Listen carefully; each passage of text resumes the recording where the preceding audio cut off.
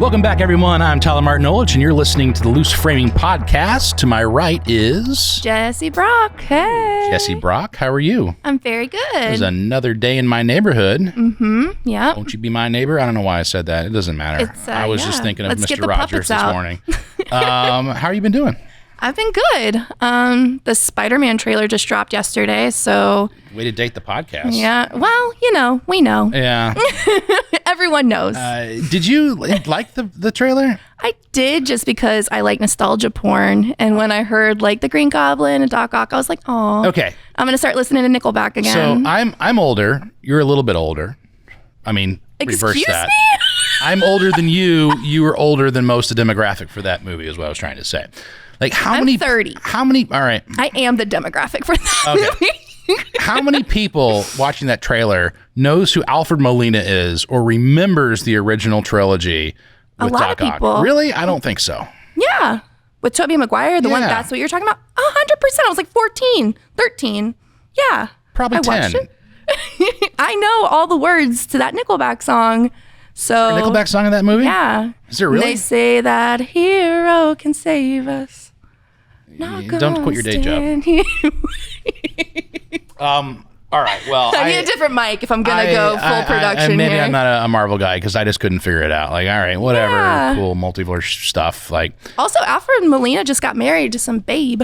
Did he? Yeah, the director for Frozen and Frozen 2. Is he bald? Because it definitely looks like a wig in that trailer shot. Like, it's really bad. Oh, I'm sure it's hair plugs. Yeah. I don't know if he's bald or not. Someone did a comparison between his original and his current haircut. And ooh, that's rough. It looks like plastic hair. I'm not sure what's going on. It probably is. I'm sorry if Alfred Molina is listening to this. I appreciate you as an actor. You were a fine gentleman, I'm sure, but get a better hair and makeup person. Yeah, I know him from Chocolat. Chocolat? Yeah, with Johnny Depp. Yeah. Juliette Binoche. You seen that movie? I have seen that movie once. Yeah, he's the bad guy who doesn't want to eat chocolate. Do not remember that movie. Yeah, loved it. So we've just derailed this entire podcast. For the three people who did not tune out, we've got a great show coming up in a little bit with Scatter Brothers. Scatter Brothers, which is a local production company, and we're gonna be talking to them about some cool stuff. Yep. They are transplants to the area. Started their company up around 2008. And have grown with St. Pete and Tampa Bay as we've been growing as well. So a cool story. I think it's going to be one that people are going to appreciate and take some pearls of wisdom away with. But I was at an art show this weekend. This was really important, not film. Oh my God. And I found the most awesome film-specific, Florida-specific piece of art I have ever seen. I'll hold it up to the camera for everyone. But it's basically we've got Hulkamania. It's a box of cigarettes that says Florida on it. We're putting it down. Inside of the cigarette pack is iconic stuff from Florida. So it's got the hotel from Florida Project. It's got James Franco from Spring Breakers. Hulk Hogan. It's a crazy piece of artwork. It's got Mickey Mouse. There's an alligator eating an old woman with a walker. There's a pub sub. Just quintessential Florida. And there was Bob Ross. And I could not figure out for the life of me, why was Bob Ross in this very Florida civic piece of art? It turns out Bob Ross famously owned a squirrel farm in Florida. Oh my God. And I had no idea about this because I actually did some research because I was trying to figure out why is Bob Ross in this. But no. A squirrel farm? He had a squirrel farm. He was very, very passionate about squirrels. And unless Google lied to me, I don't think I'm making this up. That fits. It does. Happy little trees, happy little squirrels. But where in Florida is there a squirrel farm? It was somewhere on the East Coast, like the Sanford area. Wow. Yeah. Interesting. I was very, very surprised to learn that. Anyway, we've got a great show for you that has nothing to do with anything I was just saying. We hope you guys stick around after the break. Scatter Brothers is going to be with us, and it's going to be a great show. So I hope you tune in.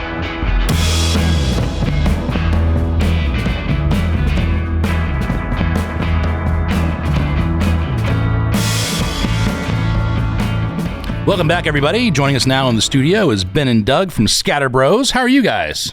Good. Excellent. Thanks for joining How are us. you? I'm doing pretty good. Cannot complain. It is a beautiful day in Florida. It is not raining right now, once. which is nice. Yeah. Yeah, it will. We've had a couple of podcasts where it just started pouring, and I was like, oh, there goes the sound for the day. Oh, great. It happens. Yeah. So I like to start off by asking everyone this. What is your favorite movie, and why is it Tombstone? It is actually a great movie. It is a great movie. I don't think it gets enough accolades, honestly. I just watched that like 3 months ago, I think. That's funny you brought that up. I just watched it tonight. I'm just teasing. Let's start with the actual first question here. For those that are not familiar with Scatter Brothers, give us like the elevator pitch of what you guys do. Scatter Brothers, we are a multifaceted, full-service production company. From development, writing, ideas, concept, scripting, planning, locations, assistant with castings, you name it, pretty much we do it all the way through to post-production. And I think one of our flex points is our post-production stuff. That's where we see a lot of stuff that we do on a day-to-day basis. And we'll get into that in a little bit because I know a couple of the projects you have coming up that you're working on, whether you can talk about them or not on camera, we'll get into that. But what I wanted to talk to you guys about today is that I'm from St. Pete. I live there right now, even though I'm the Tampa Film Commissioner. You guys are located in St. Pete. And as it turns out, we both sort of migrated to this area around the same time, which was around 2007, 2008. And not only did you guys move here in a transitional period for St. Petersburg, but you started a company during a transitional period in St. Pete. And for those who are listening who are maybe not from the Bay Area, St. Petersburg is our neighbor right across the bay. It's about 30 minutes from downtown Tampa. And for a long time, it was God's waiting room, I think is the way to describe exactly it. right. I think St. Pete itself It was... described themselves like that. Well, there's actually, I remember moving here, there was an article in Men's Health magazine that said it was the most depressing city in the country. And I was like, what are they talking about? Because I love the city, and this was right when it was starting to grow. We're right near the beach. I still think of that to this day, like that there was an article in Men's Health magazine that called St. Pete the most depressing city in the country. It was definitely God's waiting room. But it was. It wasn't, there was a couple things to do, right? Yeah. Few things. Yeah. Well, you have the beaches on the west coast of the area, some of the best beaches in the world. But like downtown St. Pete was almost derelict past the waterfront area. You go a couple, blocks further west from the bay, and it was just nothing. Yeah, you didn't really go bad. there. Yeah, I remember going down in 2004. I was in college, and let's go to St. Pete. And we really were not. We were a little nervous. We were scared, And we got down there, and now, fast forward, right? 10 years later, we're opening our office in St. Pete, and it is probably one of the most talked about little artist communities in the state. And that's really a tribute to St. Petersburg and their forethought. Like, what do we do with all these empty buildings? And they were empty. Well, let's try to attract the creative class. Like, how do we get them in here? So let's talk a little bit about how you guys formed. First, like, how did you guys meet each other? We met online. Yeah, no, pretender. You want to Should I take this? Yeah, you can take this. I'm embarrassed. No, we were working and living in different areas. He was in Tampa, and Oldsmar I was at that point. Yeah, and he was a freelance director, right? You were a freelance assistant director, editor, whatever I could get my hands on at that point. Yeah, and I somehow somebody had thrown my name in the hat for one of the leading roles of a film, a horror slasher trash horror film called Wrong Way. This is when all those like Jeepers Creepers and all those movies I were have coming seen out. this movie. I went to the premiere. Yeah, We will not talk about the premiere. I apologize for the premiere. But the producer, she was really a wonderful lady. She brought us in, and for her, I felt like, I won't say her name to protect the innocent, but she loved the thrill of being a producer. And it was more about this experience. So when we all came together, it genuinely became close. Like, we became a really tight group of people. But it was out of that tightness and the horrible movie that came out of it that Doug and I met and wanted to start our own thing. Yeah. Learning from the mistakes that we've seen around us, learning from the strengths of our training and upbringing and role models. And for me, there was a few films being made around that time that weren't really that good, I hate to say. Right. And I was just a PA, or I was working on them. But I remember we met, I was an AD on that, and I had to go get you from the car, and you're listening to some of the most hardcore music I've ever heard, like Korn, or I don't even know what it was like, and it was loud, and you were getting into character, I think, or you were getting into the scene, and I didn't, at the time, I didn't know much about method acting and all that, so I was like, what is this kid doing? Like, this is the weirdest, and you kind of gave me this look when I was like, hey man, 5 minutes, you're out, And you give me this look, and I'm like, all right, I'm staying away from this kid. But then afterwards, you came up to me and was like, hey, man, how you doing? We ended up talking and becoming friends then. But I still remember that day walking up to your car and just hearing this music just like loud from the car. Dude, I remember the song. It was I was like, oh, geez. 1,000 Fists in the Air by, who did that? Oh, my God. It's a hardcore Just the band. name of the song. Yeah, it was funny. Disturbed. Disturbed. Okay. Yeah. Disturbed. Yeah, I probably would have walked away from the car too at that point. Yeah, I'm like, I don't know what. I'm like 5 minutes, dude. Like, I don't know what you're doing. Yeah, that's your personal time. I'm not intruding. Well, wait, can I chime in on that for a second? Okay, so one other tie to Tampa was there is an acting school. Unfortunately, it is no longer here, but it was called Performers Studio Workshop. And it was a very eccentric acting school, but very good training, led by a woman by the name of Kathy Laughlin. I know Kathy, yeah. Remember that? Well, she had this little intense black box theater style of acting training. And I attended the class for about a year and a half. And then I moved to LA to get my internship and my post-grad stuff done. But I remember the method that they used to teach, and she was really good. But she would use, there were certain stimulants that you would get into as a character. And I remember the role I had to play for the spot on Wrong Way, and I think I was either killing someone or being killed. I can't remember, but I remember I got to get to a dark spot. So Disturbed had come out with that album, I think that year, and I was just in the zone in there and using the method like, yeah. And he walks up and I just look at him like, I'm going to kill this kid. Like, okay. Who is this?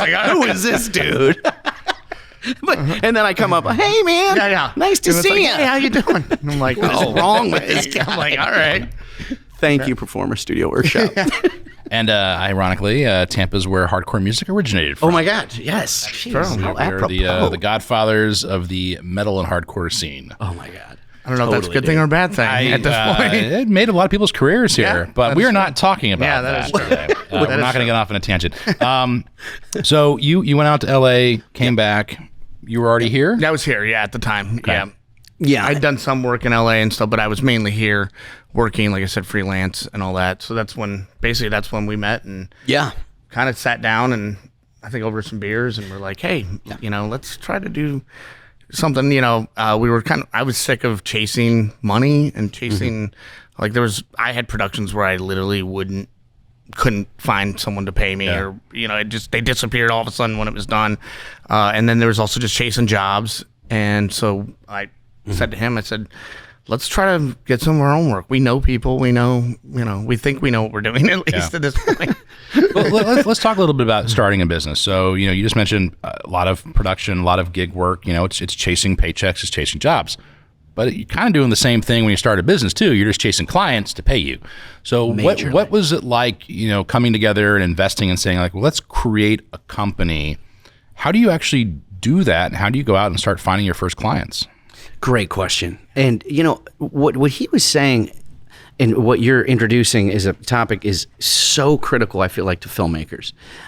Is film school teaches you excellent craft, right? A theory craft. History, et cetera, composition, but it does not teach you the business of how to sell your craft. And that is something where my undergrad degree from UCF was a business degree, and then my post stuff was film. So I kind of was like, man, I want to have a business mind for film. And he's like, dude, I need work, and let's see if we can create a business where, we're able to think in terms of selling a product, and how do we sell a product? And then he was really technical. How do we make the product? Yeah. And so I think that the first realization you have to think of as a filmmaker when you want to start a business is that this is indeed a business, and you have to think of it as a product. And there's really great craftsmen all around you who may not be able to sell as good as you can. Yeah. And that is kind of where we kind of came into this, like, we can we may not be the best, we may not be the smartest, the best looking, but we will work harder and we will outsell you any day. Yeah. But no, that's so important, you don't want to be reductive when you're talking about an art form. Right. But at the end of the day, it really is a widget. And I've always said this, if no one sees your product, if no one buys your product, then you didn't make a movie, you didn't make a commercial, you didn't make digital media, you made a home video for yourself, right? And that's the hard truth about it. Like, if no one sees it, why did you make it? So you've got to have something that is sellable, that can meet your client's expectations or whoever the person financing it is, and then go out to market with it. So let's talk about that a little more. Like, how do you actually approach a client for the first time? Did you guys have connections prior to creating your company, or how did you go out and find your first big project? That's a good question. Which one was Celsius, our first big one? I remember. Well, we also had our short film, but it was actually the World Sailfish. Oh, yeah. The World Sailfish. The way we did it is we had an event. We had made a short video together, the Scatter Brothers, the original Scatter Brothers. We made a short video, and we were like, we need, no festival's going to take this. We don't have any money for festivals, nothing. So let's just make our own festival. So we had a little screening. We got I think the Dolce Vita. Remember that at Channelside back in the day? We somehow got them to get on board with us, and they let us do it. And we invited everybody we could. And it was from that screening that we had talked to a producer, and he said, hey, you know what, I'm going to give you guys a chance. And it was a fishing show. It was the worst show to work on in the world, bro. Fishing. Do you guys actually enjoy fishing? No. I didn't know anything about it. But he comes up and he's like, you guys, how would you feel about doing a fishing show? And he's like, oh, we love fishing. We know the patience of fishing. And so I hate to say, we kind of faked it till we made it. Yeah. But I think that's everybody, right? I mean, you got to start from somewhere. You got to get that confidence. Yeah. I mean, it was in the Keys, so that was a lot of fun. That was cool. We got to hang out in the Keys and go on boats all day. I got sun poisoning that weekend. So you did? Oh, you went to the hospital with sun poisoning. Yeah, you get it once, you'll never have it again. Yeah, never again. Fair skin, that's what happens when you're on a boat all day. Learn that lesson the hard way. I'll tell you something, Taylor. One of the big things, too, is I feel like that was daunting, and it still is daunting, is the next job. How do you connect to the client? You're only as good as your prove? next job. Yeah. Someone told me that once. You're only as good as your next job. It's so true. And, one of the big things that we knew is, in order to sell ourselves, in order to build a brand, not just as standalone freelancers, but as a company now, as a production studio, was we needed a good demo reel to show people, like, here's what we can do. And we didn't have that. So that was a really hard thing. And I think that's a big catch-22 for people who want to get into the industry as a producer. It's like, well, I don't really have anything to show. How do you do that? And so you got to hustle, man. You got to get in there, do the free stuff, make your image known, make your brand known. Yeah. And you really got to work hard. It's sweat equity for sure. Yeah, this is very true. I mean, like a DP can go out and just shoot stuff, right? He needs something for a demo reel. Well, I'll take my camera out on the weekend and shoot cool things. Absolutely. If you're an editor, get a bunch of stock footage, right? Just cut together a random trailer, whatever that might be. But a producer, like, that's a totally different skill set that doesn't necessarily show up on screen until you had enough clients to show, like, I put these packages together. I put these campaigns together. I put all the parts. So how did you go out and hustle? Like, what were you selling at that point when you were talking to clients? Oh, geez. I think a lot of it was that we were selling what we wanted to create. Almost, in a sense, the way our first retainer client, which was a home run for us. And now I'm talking very corporate, very industrial. This is far from the filmmaking dream, but it was a company out of Clearwater. They had never hired a video company before, ever. They had no videos. And we found them because one of our friends was working there, and they said, you guys do video, right? She said, man, take a look at our company, our website at the time. There's nothing whatsoever, no videos, no training, nothing. It was all very old school textbook. And so we said, let us do a video about your company. Give us 1 week. We want to come in and we want to do this for free, but we want to show you what we can do. And we literally, I tell you, Tyler, we had no idea what we were doing at this point. And we went to this company and we kind of created this, a totally different, a cinematic experience for them. We wanted them to feel like they were in Hollywood. Bring in the makeup, bring in the lights, the cameras, and they really liked it. They were impressed, and they liked the feeling. And we showed it to them. They loved it. they said, wow, this is incredible. It was about their culture. I remember the key word from that first campaign was behind these walls is the real business, is the people who are who are the real business, or something like that. Yeah. Behind these walls or within these walls, I can't remember, but it ended up being our first connection to, okay, here's a client, here's a tangible product. We pitched it, they bought it, and then they signed us up. And I think a lot of it's also selling ourselves. Yeah. I think that early on especially, and I think we still do that, but one thing we wanted to not just sell, here's our product, but hey, you get to work with us. I think we're pretty fun to work with, and all that. And I think that helps too. Like if you have a good personality, I think in any business, if I go and, that's why people say, oh, I have a mechanic, I have this, because it's like you create a relationship with somebody. So that's sort of what we started doing, was creating these relationships. And that started helping us, like through that client, they referred us to somebody else who was looking for a video. So we ended up being able to start growing from there and getting some of those branches off of that and getting more work. So this is sort of a tricky question. Relationships are certainly important, but as much as I like anybody, if I can't afford them, I can't afford them, right? And it's a point where it is just a business decision. And I feel like a lot of companies starting out are either underbidding or overbidding because they don't know the market or didn't do the research. Or if you're a crew freelance person, you could be underbidding by hundreds, if not thousands of dollars for whatever gear and materials and time you're bringing to it. A perfect example is I had a friend who she was trying to get in as an AC, and she was willing to work for $150 a day. That's great, but the minute you price yourself at what a PA should be making, it's hard to then the next job say, well, I did an awesome job in this last time, like now pay me what I'm worth, right? You set a benchmark for what your products and services are. So as a small business, as a new business, how do you go about researching the correct prices and figuring out what the correct bidding is? Yeah, that is a very tricky question, and you're right. And especially when you're starting out too, like you had mentioned, even you will do things for free. A lot of times just to get something out there, or you'll do something for cheap, especially if it's for someone. Hey, I know this person at this company. They want a commercial. We need a product. Yeah, you'll do it for less than you should. But as you grow and talk to people, and for us, we started hiring people. So we have to build they'll say, hey, I'm going to charge, $500 a day. Okay. Well, I've got to build that into our quotes. Right. So I think over time you start to be able to, figure out like what we're worth. And once you start buying equipment, you're like, well, I got to pay some of this equipment off. I got to do all this. And, something that I think, we weren't afraid to do after a while was to start taking those risks of, hey, we are going to charge a little more. And if they come to us and say they can afford it, then we can ask, okay, well, what can you afford? And this is what we can do for that budget. So there's sometimes that it's, you never want to be the first one to give that number. Yeah. But sometimes sometimes you want to see what their budget is. And then you can say, well, this is what I can do for you. Or you take that risk and you quote them what you're worth.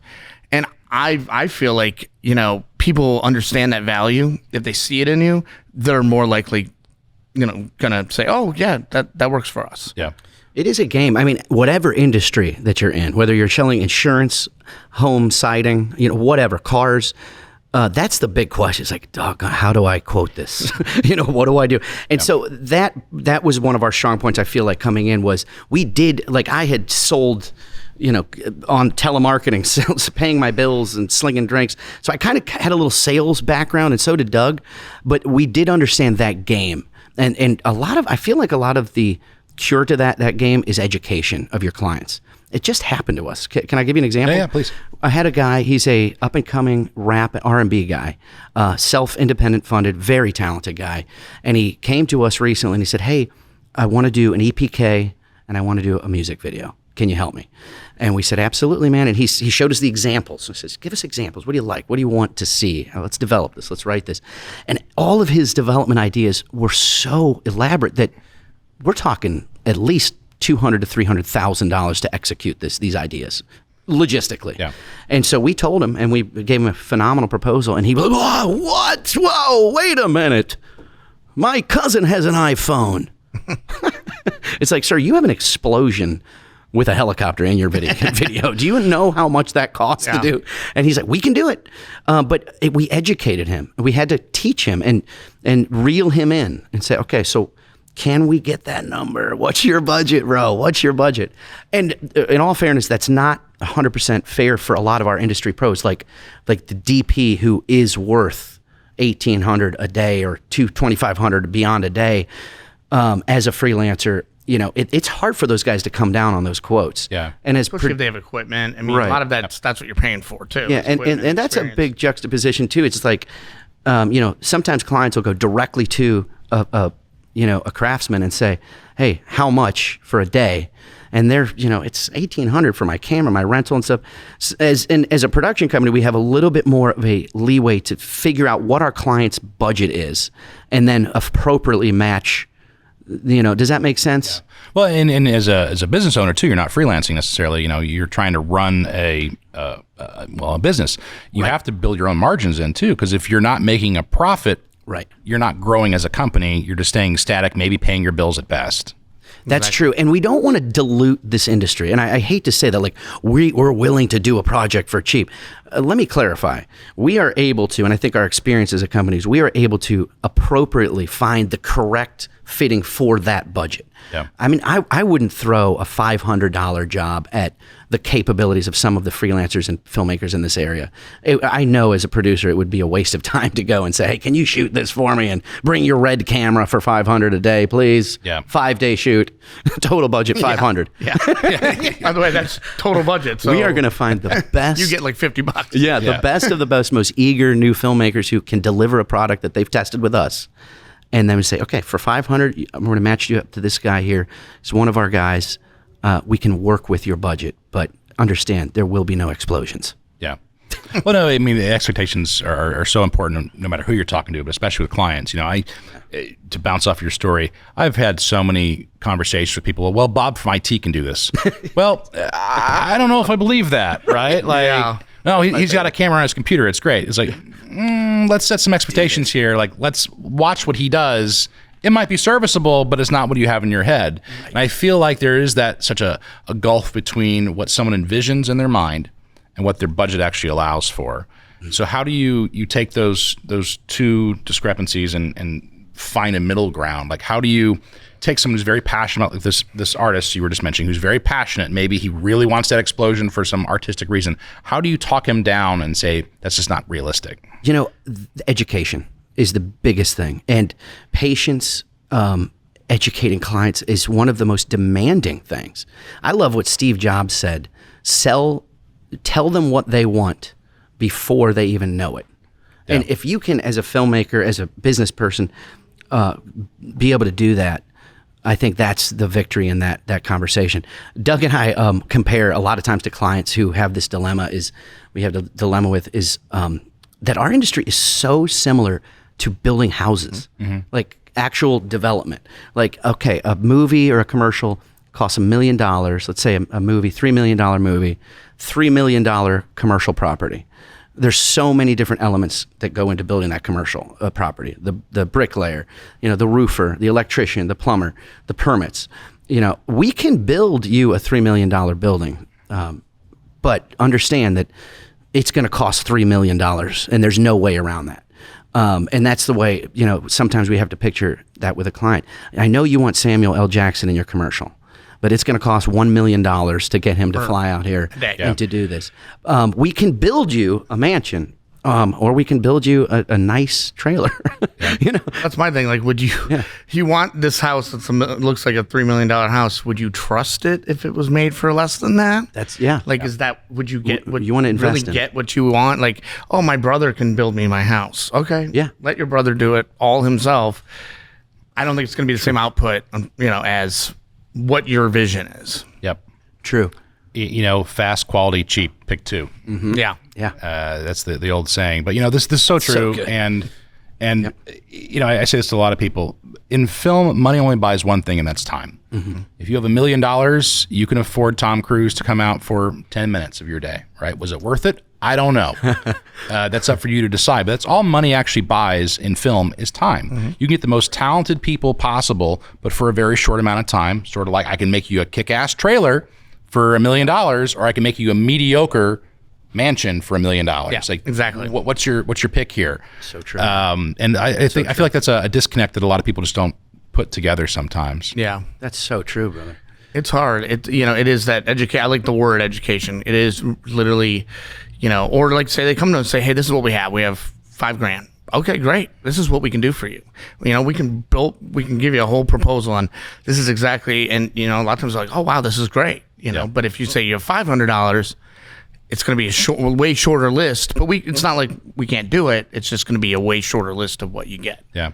Do you find as you've moved in time, you've been doing this for a while now, that more and more you're relying on post to pull together the vision of the client and less on the actual production process up front? That's a good question.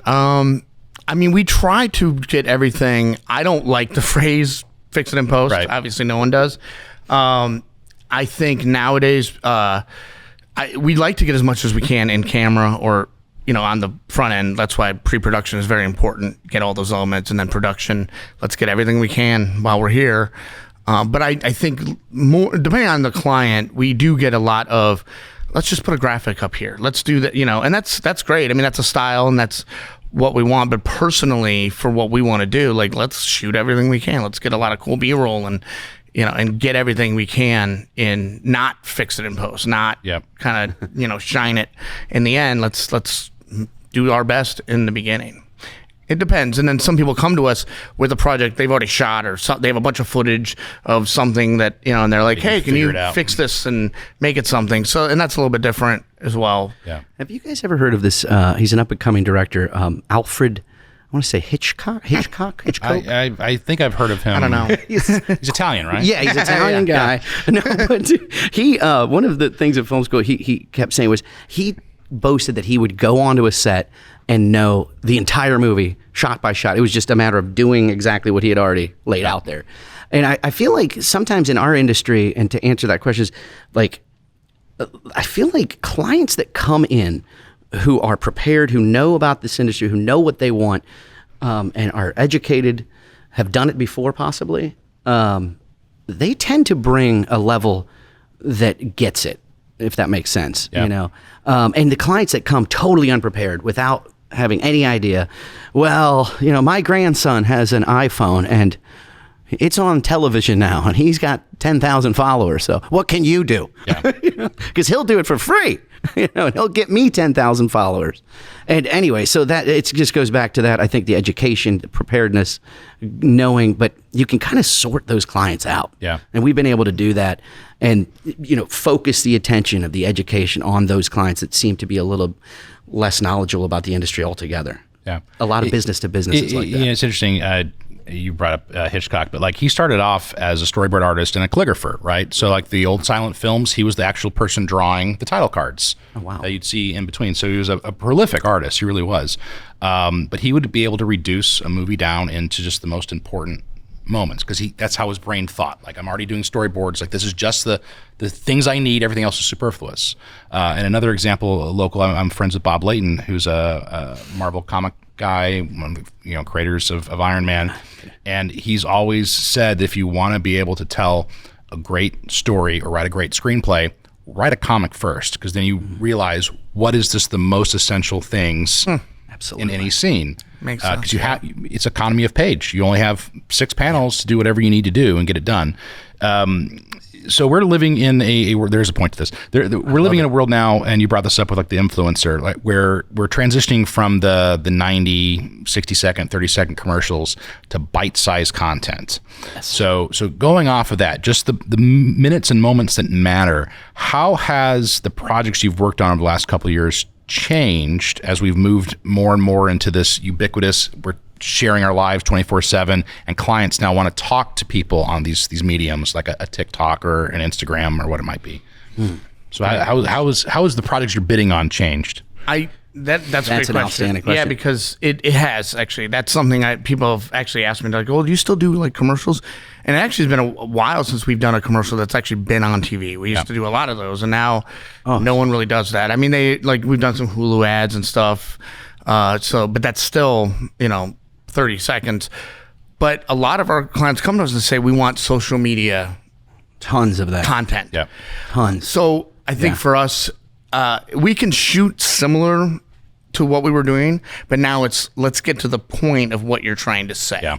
Mm-hmm. It's okay. So here's the 6 points that normally we would put in a 90-second, and we kind of flow it through a story. Mm-hmm. Now let's break these up. Okay, here's point 1, here's point 2, and then each one is its own little 10-second video about that content. So it has been a little bit of a shift, and a lot of that is in post now too. Yeah, it's going back to post for sure. Yeah, production, you could shoot all that in one day. You can get a bunch of content, shoot it all, but then in post you have to figure out how to get it into that 10-second square box that's going to be on Instagram. So this is sort of a fascinating question for the editors who might be listening to this.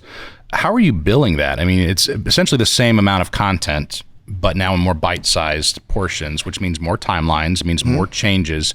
Are you having to limit how many revisions you're doing per social media platform? Like, how are you bidding on these? That's something big that's important, is limiting when we give someone a proposal, or we usually have in there, you might get 2 rough cuts and 1 edit, or even sometimes it's you get 1 rough cut and then the final. Especially when there's a lot of those bite size, and it all depends on what the content is. Sometimes that's very easy to do, because usually if it's them just saying something and then maybe a logo or a graphic, great. That's pretty easy to get done the first time. If it's a little more complicated than that, then we say, okay, well, but you have to limit it, because if not, you're going to have clients come back to you but we want to change this, or hey, change the color of this, or can we make it black and white, and then you're going back, and it almost never ends at that point. So you have to almost say, yeah, we can do that, but we're going to have to charge you more if we're going to keep going on this. Doug's going to kill me for saying this, but like going back to the editing, how do you charge for it? Are we fixing things in post? For me, like when I'm trying to sell and the producing element, it's like, of course we can fix it in post. Throw it to the editors. And so that side of me wants to say, invest in your editors. Invest. Make sure you have a solid editing team who can handle those types of changes and curveballs that you're going to throw at them. And that is one nice thing about having a full-time editor, and it's hard to find. You really have to invest the money and the time and the patience in it. But that is a nice in-house solution to a lot of those problems, where the expectation is no longer on our freelance editor, where he's going to charge us out, boom, boom, boom, boom, boom, where this is, okay, no, here, you're on salary, and we need you to knock this out, and here's what we're looking for. It's hard to find, man. It's so hard, but we've been very fortunate to invest in that. So that helped us as a company solve a lot of these issues. If a client throws us a curveball and says, hey, I need 5 more social media videos, we'll negotiate, obviously, a bonus or something with our editor, but it's a lot more easy for us to be flexible in that. But going back to like freelancers and editors, I think you do have to be meticulous about the way you charge, because then we're going to turn around and charge ultimately the client and figure that out. We may have a little bit more leeway and a cushion to be able to handle that. Like, hey, get the edit done. We'll handle this with the client. That's kind of the producer side coming out. But if there is a word to editors, I think you do really have to be very purposeful and mindful about how you're quoting your editing. And upfront as you can. Say, hey, I'm going to do, like Doug said, we're going to do a rough cut of 5 of these videos, and I'm going to give you 1 other cut after that, but that's it. Well, it's about workflow too, right? I mean, as a company, you hope you don't have just one job in queue. You're probably working on a couple things. Like, I can only devote X number of hours to this one thing before I have to move on to the next. How do you juggle that? And if you're not billing correctly, if you're not setting limitations, you're just going to be log jammed with some client that keeps coming back and saying, can you fix this? Can you fix that? Can you fix it? No, I can't. Like, at a certain point, we have to move on. That's a great point. Like right now, we're working on a documentary. It's a sports doc. I'm not allowed to tell you much about this. It is a phenomenal story, and we've been working on it for about 4 months, up in Gainesville, Tallahassee, Alabama, and we have hired 2 full-time basically editors to work on that project for us. They are charging us as freelancers, but we've set the terms, right? And that is an ongoing conversation almost daily with our editors. Like, hey, I need you to try this, finesse this, blah, blah, blah. So that is one example of a project that demanded one specific editing group, right? Fast forward to a social media campaign that we're doing for another company here in town. They want 20 social media videos. Not the same editor that's working on that documentary is going to be working on these. Yeah. Do you know what I mean? So certain editors, you really got to, this is going to be dedicated. You got to really kind of plan your projects accordingly. It's time management. It is. It's time management. And if you're just a freelancer, it's definitely time management. If I was just a freelance editor, you have to say, okay, today is my day to work on this project. I'll send you what I get, but don't, if you call me tomorrow and say you need changes, it's going to probably be, the next day because I have other things. Yeah. And you hate. That's what the limit of a freelancer is. You can only take so much work. And you hate to make a client feel like you're not my number one because in a lot of ways they are all my number one client. I love all my clients, but they have to be realistic too about expectations. Yeah. So unfortunately we got to start wrapping this up. So I want to go back to where we started with you guys being in St. Petersburg. So it has been a transition over the last couple of years. I live in St. Petersburg. I love Tampa Bay, but I also love St. Pete a lot too. That's awesome. It is a totally different city. You work in a lot of places. You've got enough experience between the two of you now that you could probably move to a larger city or move states altogether. Why are you in St. Pete still? What is about this area that makes you want to stay here and continue to invest in your business? The beaches. For me, I've lived in other cities. I've lived in LA. Man, you were in LA longer than me. I think there's a different way of life here, and opportunity is great, especially as we've been growing more and more. I love this place, man. I love the Bay. And we're I felt like we've always slightly been ahead of things down here, as far as opportunity. You know what I mean? Like right now, there's no state film incentive here, but there will be. I know there will be, and we're just ahead of that. You know what I mean? Yeah. And I always felt that way. Like when we came to St. Pete, I was living in LA, had a great job offer in LA. I wanted to stay, but at the same time, when I got here, it was like, dude, this is soil that is ripe for planting. And I feel like that's why we're going to stay, and we want to continue to build our international brand here. Yeah. That's one refreshing to hear. I think too many people put a priority on their job, the importance of it, and not enough on the quality of living in the space they're doing their job in. It's that work-life balance. Yeah. You get, I think, here, because you're not stressing out all the time about the next job or so true. Is money coming in or all that. There is a little bit of breathing room, or hey, you know what? I'm gonna take today. I'm gonna go to the beach for a few hours. I don't have to worry about, what's as long as everything's done and all that. But there's definitely I feel, and even talking to my friends who live in LA, it's like they're always constantly chasing, and they're half the time miserable sometimes and not able to do, like, oh, I want to do this, but I have to do this. And here we have if you want it, you can have that work-life balance a lot more. I think, as filmmakers, we tend not to think through our lifestyle that we are setting ourselves up for, where you need that Zen place. You need that work-life balance because our industry is spontaneous. It's demanding. You take it when you can, and you got to be committed all the way through. Long days. And sometimes you're dealing with so much ego and issues, but you have to be able to shut it off and step into a paradise. Yeah. And for me, I couldn't do that in LA. I needed a place like St. Pete and Tampa Bay, where it's like right there. I totally agree. Well, guys, it's been a delight talking to you both. Let's wrap this up, unfortunately. But where can we learn more about Scatter Brothers? Unfortunately, no, I'm just kidding. We're closing our doors today. Actually, yeah. Unfortunately, no. www.scatterbrothers.com. The website is where we keep things up to date. Our social media, we try to be we're on it. We're a little older, so sometimes it's a little. We've got great. We got some good people who are helping us now. You don't do the TikToks? No TikTok for us. Not yet. Anyway, I'm old too. Yeah, haven't gotten into the TikTok. Check out the website. Also, we have annually some events that we do around Tampa Bay. A red carpet event that we do. We also put on Sunscreen Film Fest. It's a good chance to come and talk to us. And is submissions open yet for Sunscreen? Yeah, yes, it is. Open, so please send them in, baby. And where can people go to submit their films? Film Freeway is where we're Film or you can go to Freeway. sunscreenfilmfestival.com. And there's links to Film Freeway, but that's the best. Yeah. So that'll be fun next year. Yeah, but come down, come see us at our office. We're on Central Avenue, right between 4th and 5th Street, 433 Central. Love to come up, have a coffee, a happy hour. Walk around the corner to the Emerald Bar. Hey, there we go. Oh, now you're bringing our history. Yeah, right? Come on, but hey, we need to go out to the. Yeah. Let's do that next time you're in town, man. All right, guys. Well, thank you guys so much. Thank you, Tom. For those listening, we'll be right back. Welcome back to Loose Framing Podcast. We just ended our segment with Ben and Doug from Scatter Brothers. Yeah. What'd you think, Jesse? I mean, personally, I took away so much from it.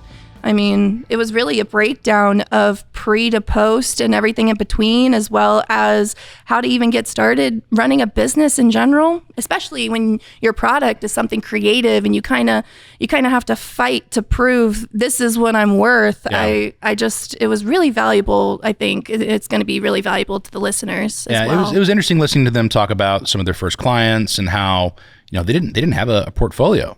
Like, how do you show off you're a producer? Like, Doug could show that he's an editor and Ben's got his acting reel from things. But, like, how do you transition to getting the confidence up to say, hey, give me $10,000 to make a commercial for the first time when you have nothing in your Rolodex or your portfolio that says, hey, I've done this before. Right. So I thought that was really interesting. It is interesting. I think a lot of it is networking too, though. I picked up on that. I actually met Doug originally at Sunscreen, and now he's the programming director. But they were saying that in your interview that they created their own film festival sort of thing, and they showed a movie there that they created, a short film, and then they used it as an opportunity to kind of gauge everybody else's interest in making projects with them afterwards. Yeah. And I think that's really important. I thought it was really smart. They didn't have a reel to show off, so they went out and just created something that could show that they could sell a product. And the fact that, they probably had 30, 40 people at that, maybe more. I wasn't there. I should have asked how many people were actually there. But someone actually, at the end of that, came up to them and said, hey, I'll give you a chance. That was very inspiring. Like, more people should be doing that if they're interested in creating a business. And charge what you're worth, I mean, I know it's hard getting started, but like you said, with the $150 for the AC, like that's a make or break move for you in your career. So really do your research and price yourself out fairly. And I didn't want to be too down on anybody who was, maybe pricing themselves lower than what the market allows for. But, at the end of the day, you got to pay your bills. And if that means taking a job to run and get coffee for someone for $14 an hour or whatever the set equivalent is, like, do it, man. Like, you just gotta survive sometimes. But at a certain point, you are setting the benchmark for what you're worth, and you just cannot say you're worth this much today, and then the next day say I'm worth double that, right? Yeah. Like, it just doesn't work that way. Like, why were you worth this much then, and now you're asking me for twice as much? Right. So it's really about researching the market. Like, one of the big things I always advise people who are starting out, it's like, call around. If you know people that are working in this, ask what their day rate is. Do some research, see if you can't find some budgets that people are willing to part with, even if it's just the top sheet, so they understand, like, okay, well, this is sort of ballpark where I should be at. And then, factor in your own experience level. Don't charge, a full DP rate if you've never been a DP before. Exactly. Like, if yesterday you literally have never worked with a camera before, you went to Best Buy and bought one, that does not make you a DP. Exactly. That makes you an owner of a camera. Well, that's the point you were trying to make, where they're like, oh, my grandson has an iPhone and he'll do it for free. Okay, have him do it for free, but see that product versus what I have to offer. Yeah. Charge what you are offering, basically. Yeah, it's super important. So I thought it was a really cool conversation. We've actually interviewed quite a few people at this point, and I don't remember having a conversation like that. Yeah, it was really nitty gritty and kind of broke the process apart. I loved it. Yeah. And even though I was bear baiting them at the beginning, they did not agree with me that Tombstone was the greatest movie of all time. I mean, it's probably top 3 for me. It's number one in my only heart. Mustache. Yeah. I'll be your Huckleberry. Just find ways to derail conversations consistently. But with that, I think it was a really good podcast. Another one in the bag. Yeah. I think our Christmas episode is coming up next. Is fa la la la la. Yeah. I'm gonna be wearing a sweater. You gonna be wearing a sweater? I will wear a ugly Christmas sweater for you. Thank you. Yeah. Even though we're pre-recording this, so I'm gonna have to find an ugly Christmas sweater in September. Christmas vests. All right. Maybe I'll hang some Christmas ornaments from my beard. Yes, that works too. That's actually. neither here nor there. But for those tuning in, we hope you guys have been enjoying the journey so far. This is episode 4. We've been enjoying doing this, and we've got a bunch more lined up for the rest of the year. But with that, Jesse Brock, let's wrap it out. Yep. Where can people find more? Follow Loose Framing Podcast on Spotify. Eventually, Apple Podcasts. Maybe by the time this is out, it'll be on Apple Podcasts, Pandora, basically everywhere you can watch podcasts. And follow Film Tampa Bay on social media at Film Tampa Bay. And if you want to see our ugly mugs on camera and see that piece of art we were rambling about at the beginning, you can also watch us on the YouTubes. Yes. Yeah. So with that, I'm Tyler Martinovich. I'm Jesse Brock. You've been watching Loose Framing. Good.